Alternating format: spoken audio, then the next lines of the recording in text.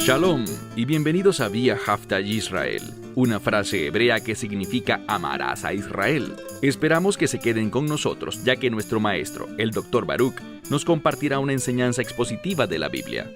El Dr. Baruch es profesor titular del Instituto Zera Abraham, con sede en Israel. Aunque todos los cursos en el instituto se imparten en hebreo, el Dr. Baruch se complace en compartir esta enseñanza en inglés con doblaje al español. Para más información, visítenos en amarasaisrael.org o descargue nuestra aplicación móvil Mi Estudio Bíblico. Aquí está Baruch y la lección de hoy. Pablo está terminando su segunda epístola a Timoteo. Y veremos que, en estos últimos versos, le dirá muchas cosas a Timoteo y también referirá asuntos con respecto a otras personas. Y a medida que estudiamos todo esto, encontraremos varios principios importantes que nos darán un entendimiento sobre lo que es correcto y lo que no es correcto, sobre cómo ordenar nuestra vida de la manera en la que Pablo lo hizo, demostrando la autoridad del Espíritu de Dios en la vida de uno. Así que hazte esta pregunta. Cuando la gente observa tu comportamiento, tus decisiones, ¿te ven como alguien que se sujeta a la autoridad de Dios? ¿Tienes este tipo de testimonio?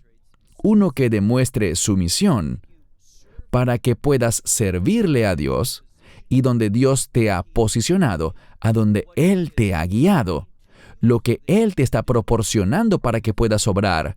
¿Estás siendo fiel haciendo estas cosas? Pablo sabe que su vida, su ministerio, están llegando a su fin. Y creo que es importante lo que él está diciéndole a Timoteo dentro de este contexto. Así que toma tu Biblia y busca conmigo 2 Timoteo capítulo 4. Empezaremos donde quedamos la semana pasada, en el verso 9. 2 Timoteo capítulo 4, verso 9. La primera palabra que aparece aquí significa prisa, premura, responder con un sentido de urgencia. Muchas veces al pensar en alguien que tiene prisa, pensamos en que hace las cosas sin poner cuidado, pero esto no es lo que significa esta palabra griega. Simplemente significa hacer algo rápidamente, ahora, con urgencia. ¿Qué dice? Dice, con premura, ven a mí pronto. Pablo está hablando. Recuerden que está escribiéndole a Timoteo y le dice, con premura, ven a mí pronto. El verso en el idioma original comienza con la palabra premura y termina con la palabra pronto. Y como tenemos eso al principio y al final, nos habla de cuán importante es para Pablo, para su vida y su ministerio, que Timoteo vaya a reunirse con él, para que puedan servir juntos y lograr la tarea que Dios les ha asignado. Y esto nos dice un principio. Podemos lograr mucho más al trabajar junto a otros que trabajando nosotros solos. Pasemos ahora al verso 10.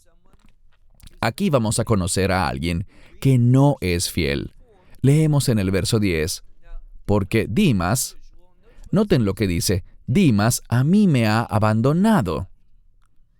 Así que este hombre ha abandonado a Pablo y no solo lo abandonó físicamente, aunque eso es parte del asunto, sino que también dejó el ministerio, dejó de servir a Dios. ¿Por qué?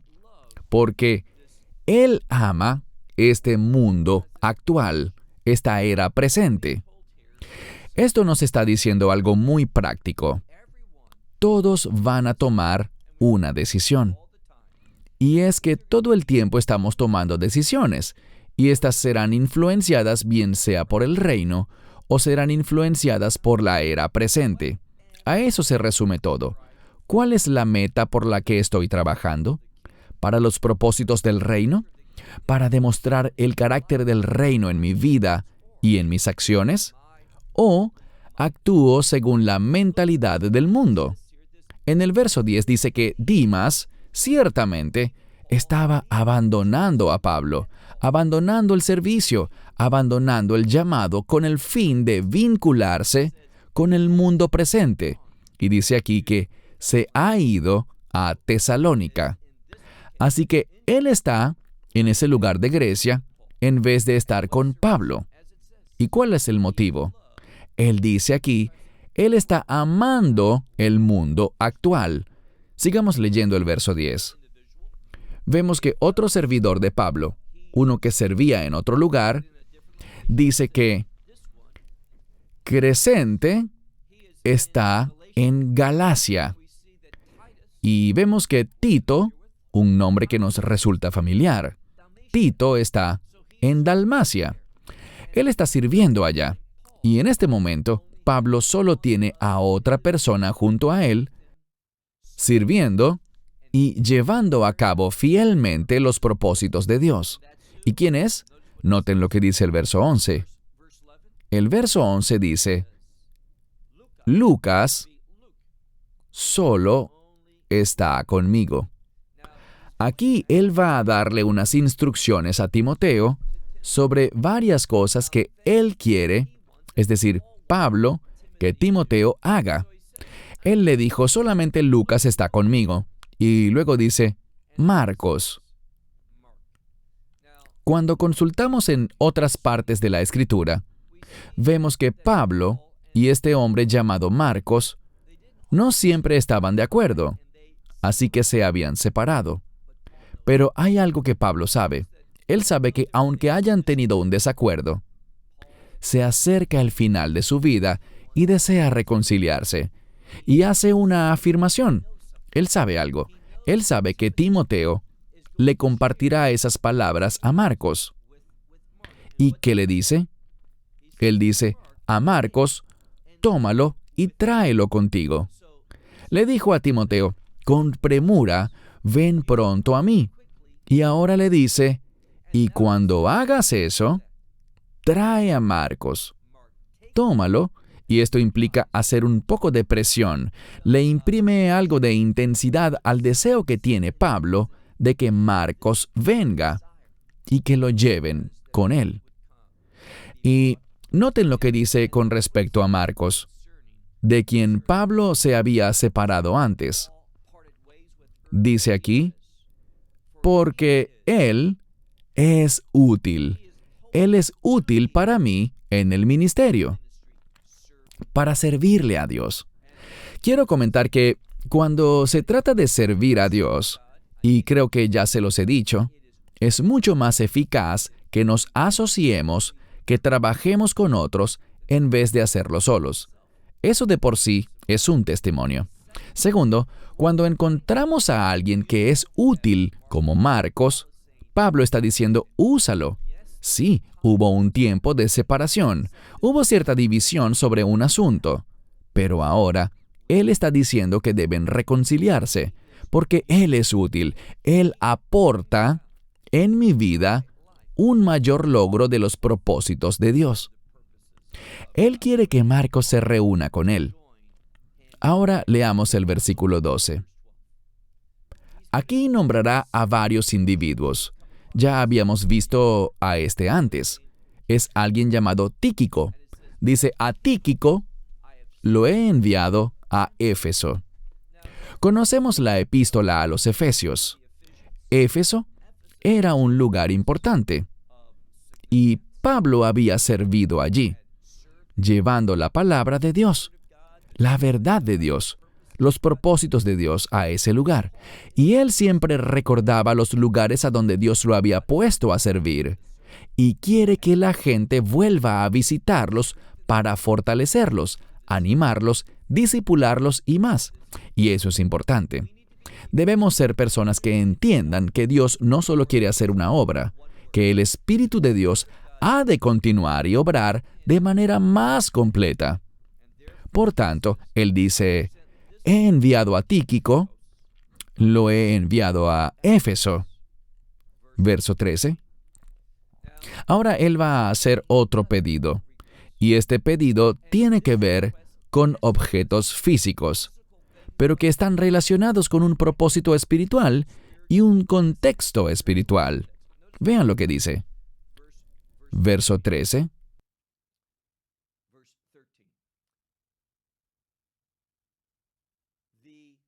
El manto.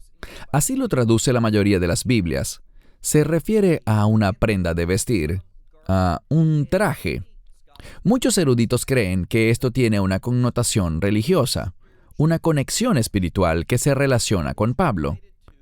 Como esa vez que un profeta vestía un manto, una vestidura, pues Pablo tenía algo similar. En el verso 13 dice, el manto que dejé en Troas con un hombre llamado Carpo, dice aquí, cuando vengas, tráelo. Él le dice, cuando vengas, cuando seas guiado a responder a este pedido de venir pronto, cuando vengas, tráelo. Y no solo ese manto, veamos las otras cosas que menciona. También los libros. Es la palabra griega Biblia, de donde viene la palabra Biblia en español, y simplemente se refiere a un libro. Pero es un libro, en este caso, que no es como el que tengo en mi mano, sino es un rollo. Esa palabra, libros, podría estarse refiriendo a rollos. Trae los rollos, que muchos lo ven como textos religiosos, que tienen que ver con la Escritura, es decir, de la Biblia hebrea. Y luego dice, especialmente los pergaminos. Y estos quizás sean notas que él ha escrito o cosas adicionales que aún no han sido incluidas en un rollo, sino que son hojas sueltas, por así decirlo. Son pergaminos o notas que él también quiere. Y estas son cosas que él usa tal vez para discipular, para animar, para elevar, para rectificar, para enseñar a otros la palabra de Dios. Pablo está llegando al final de su vida, pero aquí hay algo importante. Aunque esté cerca del final de su vida, como lo dijo anteriormente, y eso lo leímos la semana pasada, él dijo, estoy siendo ofrecido. Y la implicación es, el tiempo se acaba. Pablo también entiende que ese término puede significar que él será un mártir. Él ha encontrado mucha oposición. ¿Y qué está haciendo Pablo? ¿Está siendo presa del temor? ¿Está corriendo a esconderse? ¿Está haciendo preparativos para asegurar su supervivencia tanto como pueda? Él no está haciendo eso. ¿Qué es lo que está haciendo? Él dice, tráeme estas cosas, y la única explicación es que él quiere trabajar hasta el final. ¿Por qué? Hay una expresión que hemos escuchado y es muy significativa. Se trata de terminar bien. Y hacer eso significa seguir trabajando hasta que el Señor diga que ya es suficiente. ¿Y cómo nos dice el Señor que ya es suficiente? Nos llama de regreso a casa. Eso no significa que vayamos a llevar el mismo ritmo con la edad. Las cosas pueden ir más lento a medida que envejecemos. Quizás no podemos hacer tantas cosas como antes, pero tendremos cierta experiencia, cierta sabiduría, y eso también hará que seamos eficaces. Por eso, aunque estemos haciendo menos cosas, estas pueden tener un mayor impacto. Y Pablo sabe que él quiere continuar. Él quiere estar preparado para estar a tiempo y fuera de tiempo, como lo mencionamos antes, sirviendo a Dios. Ahora veamos el verso 14. Aquí se menciona a otro individuo. Quiero que hagamos una breve pausa para abordar este asunto. Se trata de algo que en hebreo se llama Lashon Hara, que significa literalmente lengua para el mal. Y muchas veces esto es causado por el orgullo, y se trata de decir algo que hará que otros menosprecien a una persona. A menudo, la gente dice que no se puede decir nada negativo. Pero veamos el caso de lo que Pablo dice aquí. Leamos el versículo 14. Él dice lo siguiente. Alejandro, un hombre que es herrero, voy a traducir esto literalmente. Muchos, a mí, males, él ha hecho.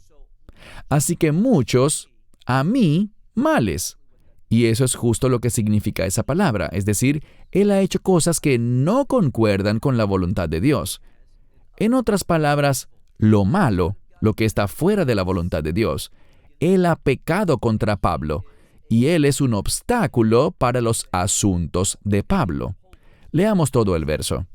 Alejandro el herrero, muchos a mí males ha hecho. ¿Qué está haciendo Pablo? En mi opinión, él simplemente está advirtiéndole a Timoteo.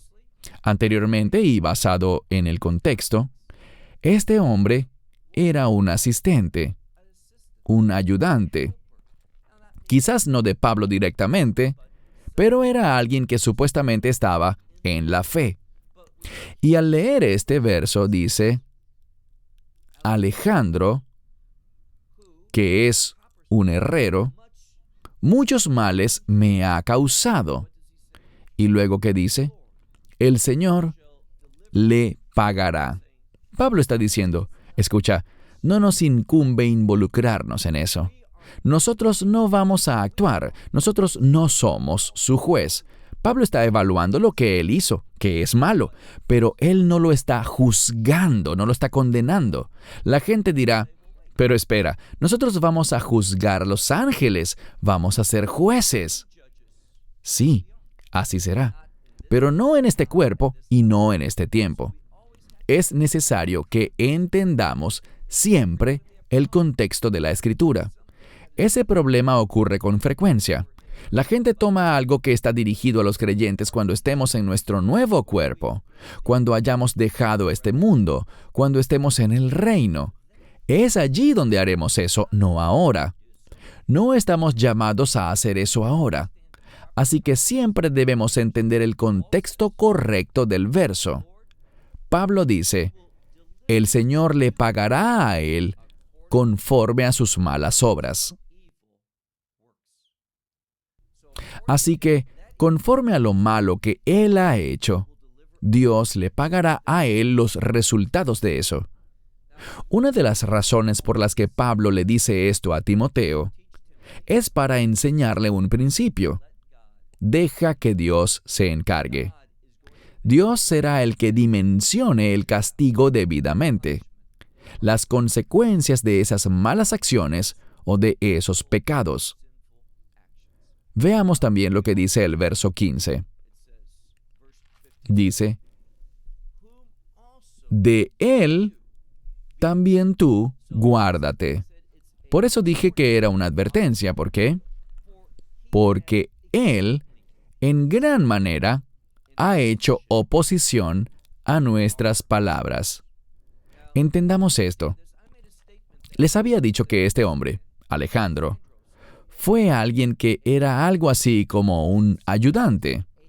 Y eso lo digo porque aquí encontramos que él está en oposición, como dice él, a nuestras palabras. ¿Qué palabras? Quizás solo al Evangelio en general, a lo que está escrito en la Biblia. Quizás sea ateo. Y el motivo por el que les dije que yo creo que este hombre era alguien que estaba entre los ayudantes de Pablo, o al menos entre los creyentes, es lo que dice más adelante. Pasemos ahora al verso 16. Pablo dice, en mi primera defensa, él está diciendo que el contexto es cuando Pablo estaba haciendo su primera defensa, y esto es quizás ante el Imperio Romano. Quizás en alguna localidad distinta a Roma, cuando iba en camino hacia allá, cuando estuvo, por ejemplo, en Cesarea.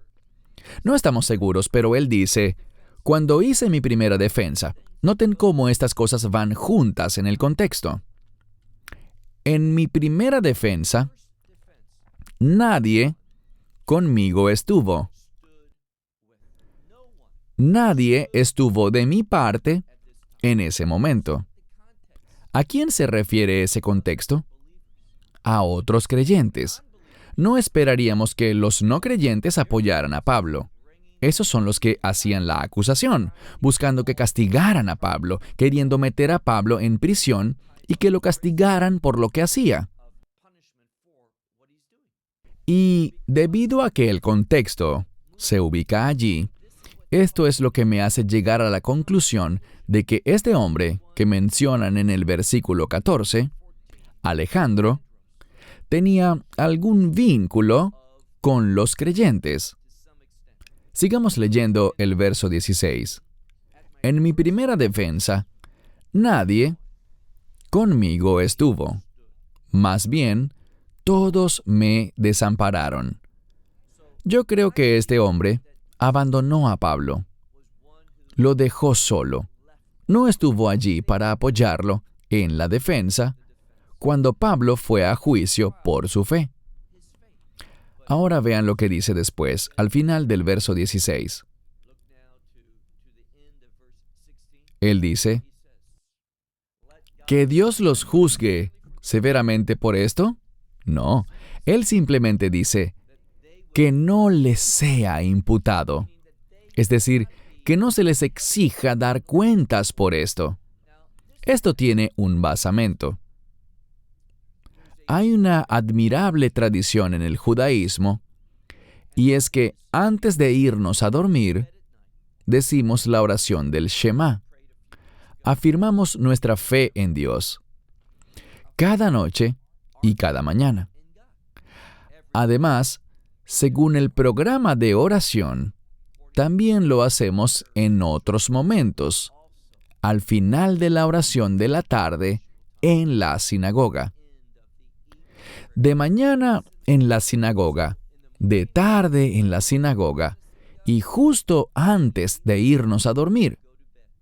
Y una parte de esa oración consiste en pedirle perdón a Dios. Y al hacerlo, hacemos algo más. Decimos, a todo el que haya hecho algo contra nosotros, lo perdonamos. No queremos exigirle cuentas por esa acción y que sean castigados. Queremos ser perdonados y queremos perdón para ellos. Lo que deberías estar pensando es, ¿y qué pasa con este hombre? Ese que no había sido bueno con Pablo, ese de quien están hablando, Alejandro, ese que le ocasionó tantos males a Pablo en su vida. Él dice, el Señor le entregará o le pagará conforme a sus obras.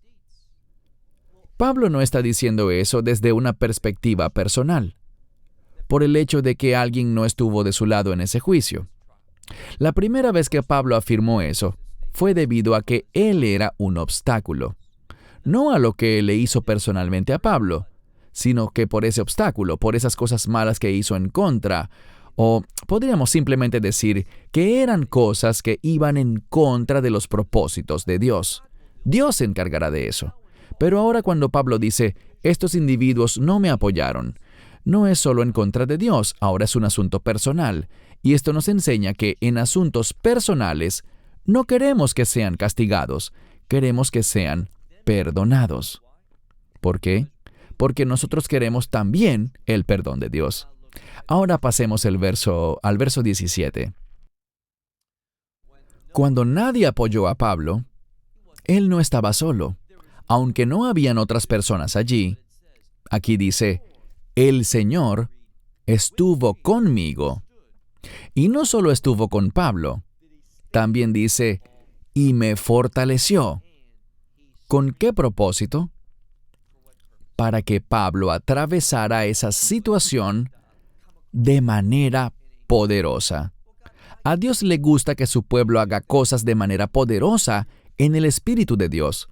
Pero Dios estaba allí con el fin de que se hiciera su voluntad. ¿Y cuál era su voluntad? Dice, para que a través de mí, la proclamación. Este es un asunto de cumplimiento, que esa proclamación, lo que Dios quería que se les dijera a esas personas en aquel momento, fuera llevado a cabo plenamente. Y aquí vemos otro aspecto importante que encontramos muy a menudo en los escritos de Pablo. Y todas las naciones, es decir, los gentiles, para que ellos oyeran, y también yo fui librado. rescatado de la boca del león. Para Pablo no fue fácil hacer esto. Él lo pone en ese contexto. Fue como ser arrojado a los leones, y todos sus compañeros creyentes lo abandonaron. Pablo dice, yo no quiero que sean castigados por eso. Así como me perdonan a mí, quiero que los perdonen a ellos. Y en segundo lugar, recuerden ese otro aspecto. Cuando ellos están en oposición, no solo a nosotros o cuando no son buenos con nosotros, sino que son realmente un obstáculo y actúan con maldad en contra de las cosas de Dios. En ese caso, los ponemos en manos del Señor para que Él se ocupe de ellos conforme a esas cosas. No nos toca a nosotros perdonarlos por los pecados contra Dios. Esa es la diferencia en este pasaje de la Escritura. Pasemos ahora al verso 18. Él habla varias veces de cómo Dios lo rescató, lo libró. Verso 18. Y el Señor me librará de todas las obras malas. De toda obra mala, Dios nos librará. Pablo lo sabe, nosotros deberíamos saberlo. Y luego dice, y Él me preservará o me salvará para su reino celestial. Pablo sabe esto, que el tiempo se acerca. Pablo le escribió a la congregación en Tesalónica. Él les escribió en su segunda epístola que antes de que llegue ese gran día del rapto, tenían que suceder ciertas cosas. Y respecto a esto, Pablo les está diciendo, yo sé que habrá estas cosas en mi vida. ¿Y qué cosas son? Que Dios me va a librar de todas las obras malas de ellos. Está en singular, que Dios de toda obra mala me librará. Está literalmente en singular, y es mejor traducirlo como toda obra mala, y Él me salvará. Eso es lo que hace Dios. Él me salvará para su reino celestial. Y tenemos esa seguridad de que Él nos salvará y nos llevará al reino celestial. Para algunos que estarán vivos durante ese tiempo, eso se hará a través de la esperanza bendita, el rapto. Pero para otros como Pablo, él sabe que él será librado, y ese hecho de ser librado no significa escapar de las conspiraciones y las malas acciones del enemigo, sino que esa salvación, Dios lo salva para su reino celestial. Es decir, que Pablo entiende que va a morir y a través de la muerte será llevado al reino celestial. Ahora veamos el final del verso 18. Dice, a Él sea la gloria por los siglos de los siglos. Amén. Noten la conexión entre la referencia al reino celestial y la gloria. La gloria debido a que Dios salva. Eso es lo que la Escritura nos dice. Dios salva. Y es una salvación de reino. Es librarse de toda mala obra del enemigo. No importa quién sea el enemigo, Dios nos librará. Nosotros experimentaremos esa promesa del reino. Ahora pasemos al verso 19. En estos últimos versos, Pablo estará concluyendo esta epístola y va a compartir algunos saludos y otras instrucciones. Vamos a leer el verso 19. Dice, saluda a Priscila y a Aquilas, también a la casa de Onesíforo. Los primeros dos son una pareja de personas casadas, Priscila y Aquilas, siervos muy firmes en el Señor, que tienen una gran reputación en varias congregaciones. Y luego menciona la casa de alguien llamado Onesíforo. Luego en el verso 20 se menciona a otro individuo, Erasto. Dice, Erasto se quedó en Corinto. Él estaba quedándose en Corinto y luego está otro. Trófimo, dice aquí, y a Trófimo lo envié a Mileto. ¿Por qué? Porque él estaba enfermo. Literalmente dice que él se quedó. Déjame traducir esto bien. Trófimo se quedó, o él lo dejó en Mileto debido a que estaba enfermo. Verso 21. Es la misma palabra con la que empezamos la lección de hoy. La palabra premura, es decir, pronto, dice aquí. Con premura, o pronto, antes del invierno, ven. Le está diciendo a Timoteo, debes venir aquí con urgencia, pronto, y hazlo antes del invierno. Luego dice, te saluda, está nombrando a los que también son parte de esta epístola, que también le envían saludos a Timoteo. Eubulo, y Pudente, y Lino, y Claudia, y todos los hermanos. Todas estas personas le están deseando, y al decir deseando me refiero a bendiciendo. No es desear en un sentido secular, sino que desean que Timoteo sea bendecido. Es una buena palabra, porque Timoteo va a venir. Y para terminar, tenemos el último verso, verso 22. El Señor, Mesías Yeshua, sea con tu espíritu. Él está diciendo algo, que con la sumisión al Mesías es que el Espíritu de Dios obra en la vida de una persona. Es importante que veamos esto. Reconocemos a Yeshua no solo como Salvador, no solo como el Mesías, sino que lo reconocemos como Señor. Y al hacerlo, encontraremos que el Espíritu de Dios se moverá, se activará en nuestra vida. Y por eso dice aquí, el Señor Mesías Yeshua sea con tu espíritu, la gracia sea con ustedes. Amén. Aquí vemos una conexión entre el Espíritu y la gracia. Es por la gracia de Dios que el Espíritu de Dios se mueve. Y es por el Espíritu de Dios que la gracia obrará en nuestra vida. Quiero cerrar con lo siguiente.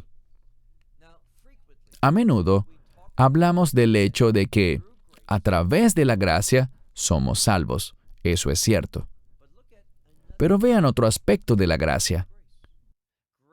La gracia nos salva, pero la gracia también obra en nuestra vida para movernos hacia el cumplimiento de la voluntad de Dios. Y quiero concluir diciendo que tú y yo debemos orar diariamente. Dios, quiero conocer tu voluntad para mi vida. Quiero hacer tu voluntad en mi vida. Quiero ser ungido y empoderado por tu Espíritu. Que me ilumines para que pueda responder a tu voluntad. Cuando nos movemos hacia la voluntad de Dios, vamos a experimentar su señorío, el señorío del Mesías en nuestra vida.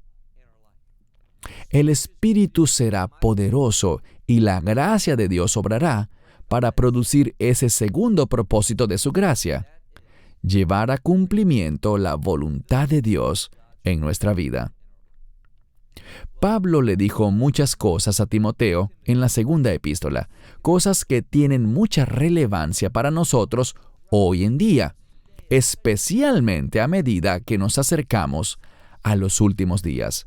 Y mi esperanza y mi oración es que no por mis palabras, sino por ustedes mismos, estudiando las palabras de la Escritura, puedan crecer, puedan madurar, volverse más sumisos, que el Espíritu de Dios obre poderosamente en sus vidas y que la gracia de Dios se manifieste en sus vidas, moviéndose en la voluntad de Dios. Cierro con esto. Hasta la próxima semana. Shalom desde Israel. Shalom Esperamos que te hayas edificado con el mensaje de hoy y lo compartas con otros. Te invitamos a seguir nuestros estudios cada semana por este canal y por el portal de YouTube de Amarás a Israel. También puedes descargar nuestra aplicación móvil gratuita, Mi Estudio Bíblico. Finalmente, para obtener más información sobre nosotros, visita nuestra web amarasaisrael.org, donde encontrarás otras conferencias de Baruch en audio, video y texto. Hasta el próximo programa. Que el Señor te bendiga en Yeshua HaMashiach, Jesús el Mesías, mientras caminas con Él. Shalom.